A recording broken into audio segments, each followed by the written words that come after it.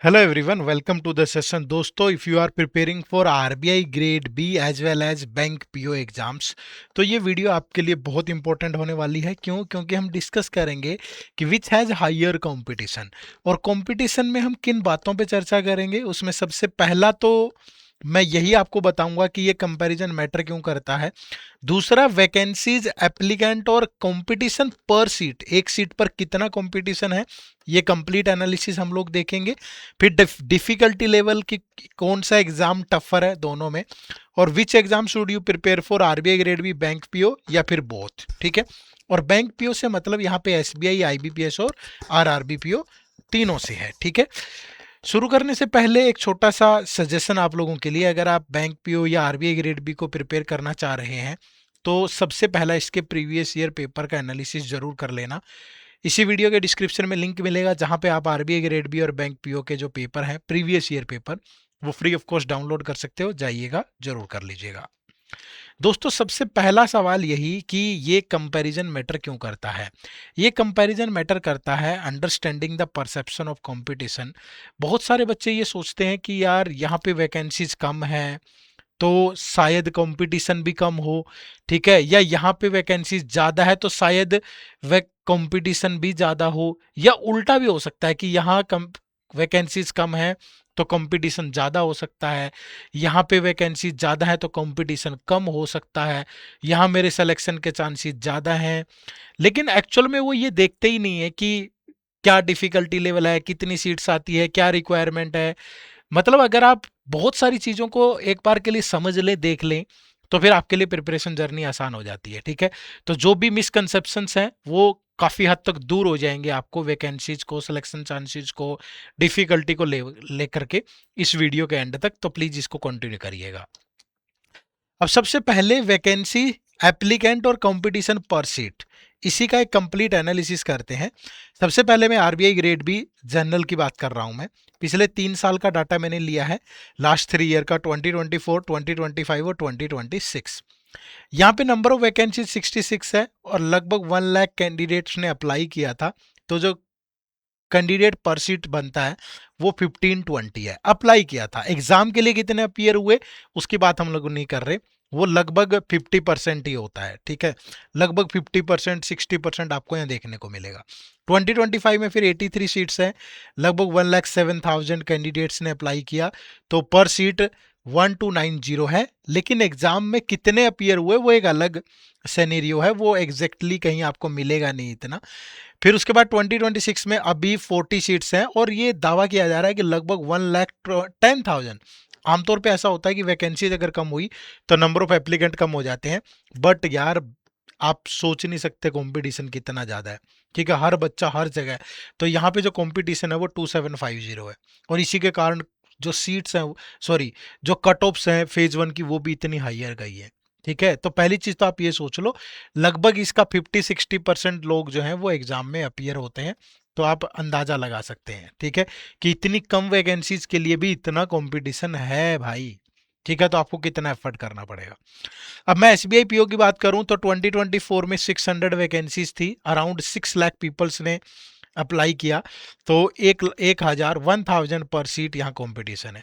अगर S B P O 2025 की बात करें तो 541 वैकेंसीज हैं, अराउंड 6,50,000 लोगों ने अप्लाई किया, तो अराउंड 1,200 यहाँ पे पर सीट है।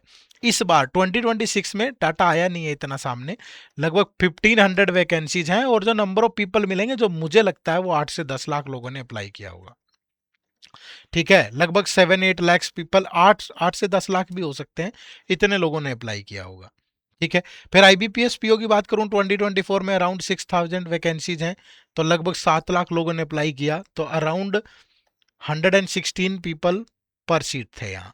ठीक है, 2025 में 5208 वैकेंसीज हैं, अराउंड 12 लाख पीपल यहाँ पे अप्लाई कर रहे हैं, और जो कंपटीशन है वो 230 पर सीट हो जाता है। ठीक है, आरआरबीपीओ की बात करें तो 3583 वैकेंसीज है, अराउंड 7,32,000, तो 2204। तो मैं एक मोटा सा आइडिया दे देता हूँ कि अगर आईबीपीएस पीओ आरआरबी पीओ की बात करोगे तो यहाँ लगभग 200 से 200 से 300 स्टूडेंट होते हैं पर सीट। और अगर एसबीआई पीओ की बात करें तो ये आंकड़ा 1000 के अराउंड होता है पर सीट, ठीक है, 800 टू 1000 होता है। और आरआरबी की भी बात करोगे तो ये लगभग सेम ही मिलेगा आपको, लगभग 8000 1000 1200 1500 के अराउंड, ठीक है, क्योंकि नंबर ऑफ वैकेंसीज पिछले 3 साल से कम है। तो ये हो गया, बट इससे ये अंदाजा मत लगाओ यार कि इसका मतलब ये नहीं है कि अगर यहाँ नंबर ऑफ पीपल अराउंड 116 है तो यहाँ सिलेक्शन आसान है, नहीं। इन 7 लाख पीपल्स के अंदर 50,000 तो वो ऐसे बिल्कुल टॉप क्लास के लोग निकल ही आएंगे ना, जिनके बीच में कंपटीशन होना है, ठीक है। तो इन सब चीज़ों से थोड़ा आइडिया हम ये लगा सकते हैं कि मैं सिर्फ आपको ये अपॉर्चुनिटी बता रहा हूँ, ठीक है, और कंपटीशन बता रहा हूँ। पहली चीज़ तो मैं अपॉर्चुनिटी बता रहा हूँ कि आरबीआई ग्रेड बी के साथ साथ आप बैंक पीओ को प्रिपेयर कर सकते हो। दूसरा मैं आपको ये बता रहा हूँ कि आप ये मत सोचना कि यहाँ आसान होगा अगर नंबर ऑफ वैकेंसी ज़्यादा है, नहीं। कंपटीशन यहाँ भी उतना ही है, यहाँ भी उतना ही एफर्ट आपको करना पड़ेगा, बहुत आसानी से नहीं हो जाएगा, ठीक है। हाँ, यहाँ ज्यादा है, इसमें कोई दो राय नहीं है, क्लियर। चलो उसके बाद अगर डिफिकल्टी लेवल की बात करें, which exam is tougher to correct, bank PO ज्यादा टफ है कि आरबीआई ग्रेड भी, तो अलग अलग पैरामीटर पे बात करेंगे। सबसे पहले तो वैकेंसीज की बात कर लूँ मैं, तो डिफिकल्टी लेवल कैसा है, यहाँ बहुत लिमिटेड वैकेंसीज हैं अभी। अगर कभी आई भी है तो हाईएस्ट 200 250 इतनी हाईएस्ट आपको मिली है जो अभी। तो अगले 1-2 साल में तो मुझे नहीं लगता कि इतनी वैकेंसीज आपको मिलेगी, हाँ 100 के अराउंड ये वो सब मिलने के चांसेस है, ठीक है। बैंक पीओ की बात करूं तो कंपैरेटिवली हाईयर वैकेंसीज हैं। पिछले 2 सालों से एसबीआई पीओ में भी कम आ रही थी, बट इस बार 1500 हो गई है। और आईबीपीएस में आपको लगभग 5-6 थाउजेंड मिल जाता है, और आरआरबी में भी आपको 3-4 थाउजेंड हो जाता है। तो कंपैरेटिवली बहुत हाई वैकेंसीज है। कंपटीशन पर सीट की बात करूं तो यहाँ बहुत हाई है भाई, यहाँ हाई है, ठीक है। यहाँ आप मान के चलो कि आपको 200 से 300 पीपल मिलेंगे, ठीक है। एसबीआई को छोड़ दें तो 200-300, एसबीआई में 1800 से 1000, और यहाँ 1200 पीपल पर थाउजेंड जो अप्लाई कर रहे हैं, और इसका 50% हो जाता है जो एग्जाम देते हैं, ठीक है। उसके बाद सिलेबस की बात करें तो सिलेबस जो आरबीआई ग्रेड बी का वो वाइड है और स्पेशलाइज्ड है। वाइड का मतलब ये है कि जैसे जीए है, बहुत वाइड एरिया है। क्वांट रीजनिंग इंग्लिश तो चलो जैसा बैंक में आता है वैसा ही है, बट उसके बाद ईएसआई, ठीक है, जो फेज 2 का सिलेबस है, ईएसआई और फाइनेंस एंड मैनेजमेंट, ठीक है। फिर मैनेजमेंट में पूरा थ्योरी वाला पार्ट है, फाइनेंस आपका करंट पे बहुत बेस्ड है, फिर उसमें ऑब्जेक्टिव भी है और डिस्क्रिप्टिव पेपर भी है। तो आपको यहाँ मतलब बहुत वाइड सिलेबस है, और मतलब पड़ेगी जरूरत, कोर कंसेप्ट आपके क्लियर होने चाहिए, ठीक है। इसका सिलेबस कंपेरेटिवली लिमिटेड है, ठीक है, क्योंकि आप जो मर्जी बैंक पीओ एग्जाम में बैठ जाओ, वही क्वांट मिलेगा, वही रीजनिंग, वही इंग्लिश। एक बार अच्छे से प्रिपेयर कर लिया, सब में वही काम आएगा। जीए में भी बहुत ज्यादा अंतर नहीं है। हाँ, किसी आईबीपीएस पीओ में जाओगे तो आरबीआई के सर्कुलर से ज्यादा पूछ लेगा, एसबीआई में फाइनेंशियल अवेयरनेस से ज्यादा पूछ लेगा। अगर आरआरबी पीओ दोगे तो वहां थोड़ा स्टैटिक से ज्यादा पूछ लेगा, समझ रहे हो ना। तो यहाँ इतनी सी है, अदरवाइज आप क्वांट रीजनिंग इंग्लिश सेम है, डिस्क्रिप्टिव इंग्लिश आरआरबी में है नहीं। अगर मैं एसबीआई की बात करूं तो कम्युनिकेशन स्किल है, आईबीपीएस की बात करूं तो वही आपका कॉम्प्रिहेंशन और एसए है, ठीक है। तो एस आरबीआई का सिलेबस बहुत वाइड है, बहुत स्पेशलिस्ट है, ठीक है। क्वेश्चन का जो नेचर है यहाँ पे बहुत कंसेप्चुअल है, एनालिटिकल है, ठीक है। यहाँ स्पीड और एक्यूरेसी मायने रखती है। परी होगा तो आसान सवाल होगा, मेंस होगा तो बहुत हाई होगा, समझ रहे हो ना। प्रिपरेशन कैसी चाहिए, यहाँ इन डेप्थ प्रिपरेशन चाहिए, ठीक है, होगा नहीं वरना, क्योंकि फेज 1 तो, और यहाँ प्रीलिम्स और फेज 1 तो स्कोरिंग होता नहीं है, फेज 2 ही है। तो अगर आपका मैनेजमेंट अच्छा नहीं है, फाइनेंस ईएसआई अच्छा नहीं है, तो कैसे कर पाओगे आप, ठीक है। कोर कंसेप्ट भी होने चाहिए। अब पता ही नहीं है मॉनेटरी पॉलिसी, ठीक है, कैसे निकालते हैं, ये वो सब, मतलब बहुत सारे कंसेप्ट हैं। अब मैं इतना तो, मेरा भी वो सब्जेक्ट नहीं है, बट मैं आपको बता रहा हूँ। यहाँ एक्सटेंसिव प्रैक्टिस और स्पीड चाहिए बस, ठीक है, मतलब कम टाइम में भी किया जा सकता है इसको।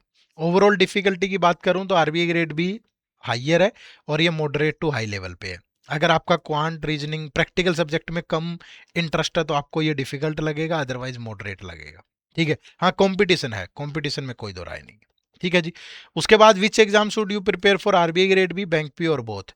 अब देखिए कौन लोग हैं जिनको आरबीआई ग्रेड बी के लिए प्रिपेयर करना चाहिए। अगर आपके कंसेप्ट स्ट्रॉन्ग्स हैं, स्ट्रॉन्ग कंसेप्ट है, मतलब आपको ज़्यादा इश्यू नहीं आता है उन चीज़ों में, रीडिंग में, एनालिसिस में, ठीक है, लॉन्ग टर्म प्रिपरेशन में, क्योंकि यहाँ आपको मैनेजमेंट ईएसआई ठीक है, फिर आपका फाइनेंस, ठीक है, करंट अफेयर की बहुत वाइड रेंज है, डिस्क्रिप्टिव भी है, ऑब्जेक्टिव भी है, अच्छी कमांड होनी चाहिए, समझ रहे हो ना? तो यहाँ अच्छी खासी ये चीज़ें चाहिए होंगी। तो अगर आपकी इस तरह की चीज़ों में रुचि है, थोड़ा पढ़ सकते हैं आप अच्छे से, तो आप यहाँ जा सकते हैं। लेकिन अगर आप कैलकुलेशन में अच्छे हैं, आप कंफर्टेबल हैं स्पीड बेस्ड एग्जाम्स के साथ, आपकी अप्रोच थोड़ी एलिमिनेशन वाली है, ठीक है, और आप बहुत फ्रीक्वेंट अपॉर्चुनिटीज़ की तलाश में रहते हैं कि एकदम से आया कम टाइम में प्रिपेयर किया। जैसे अभी मैं एसबीआई पीओ की बात करूं, आपका 1 2 अगस्त को शायद प्रीलिम्स होगा, 12 सितंबर को मेंस होगा, अक्टूबर नवंबर 5 6 महीने में ख़त्म। ये भी इतने में ख़त्म हो जाता है, बट इसकी प्रिपरेशन में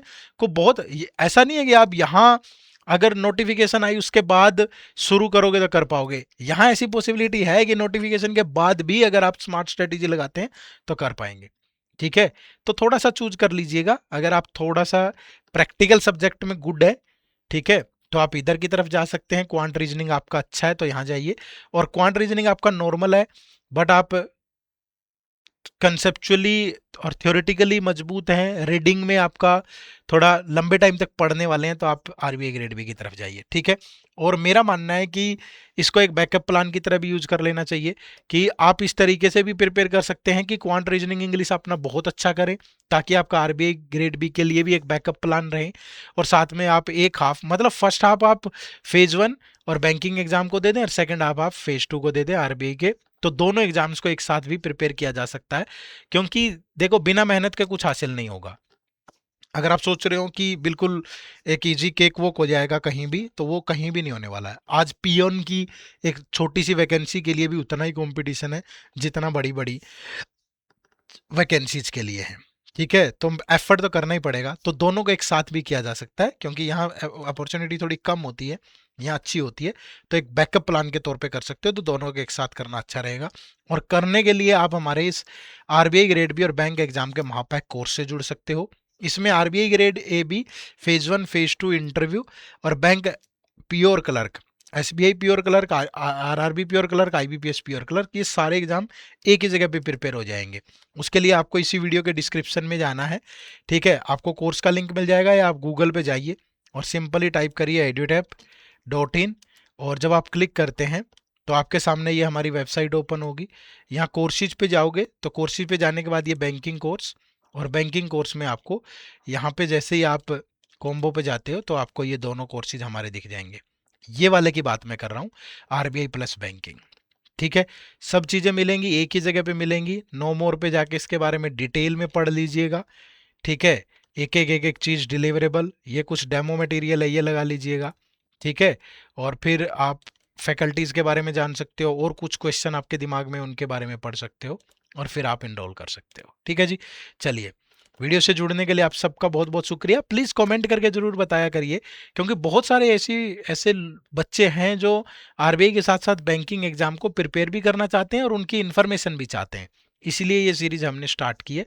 तो आप लगातार इस चैनल को फॉलो करिएगा। बहुत सारी चीज़ें आपको यहाँ पे इसी बैंक पीओ और आरबीआई के साथ साथ कैसे प्रिपेयर करना है, इससे रिलेटेड भी मिलती रहेगी।